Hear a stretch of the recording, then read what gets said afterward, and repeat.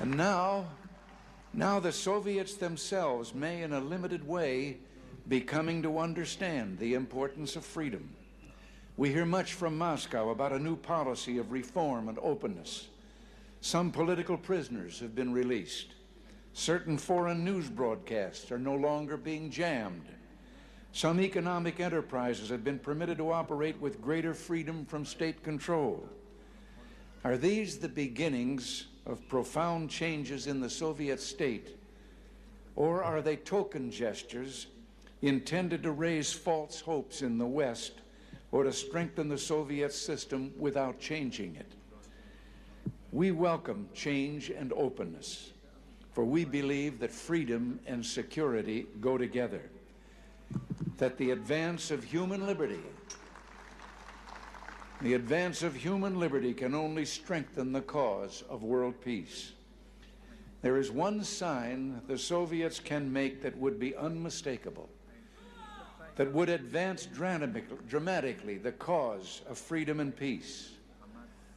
General Secretary Gorbachev, if you seek peace, if you seek prosperity for the Soviet Union and Eastern Europe, if you seek liberalization, come here to this gate. Mr. Gorbachev, open this gate.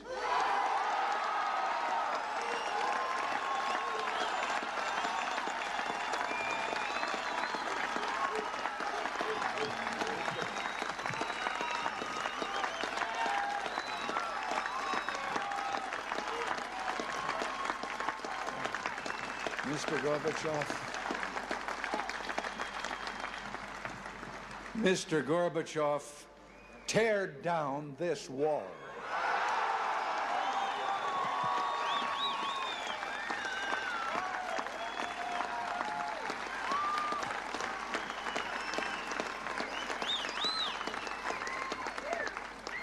I understand the fear of war and the pain of division that afflict this continent, and I pledge to you my country's efforts to help overcome these burdens.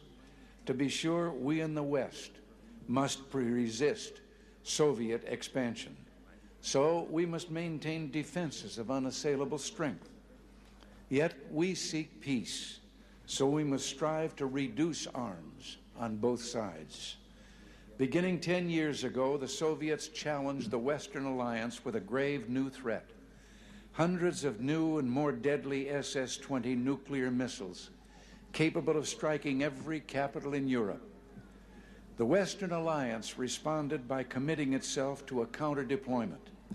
Unless the Soviets agreed to negotiate a better solution, namely the elimination of such weapons on both sides, for many months, the Soviets refused to bargain in earnestness.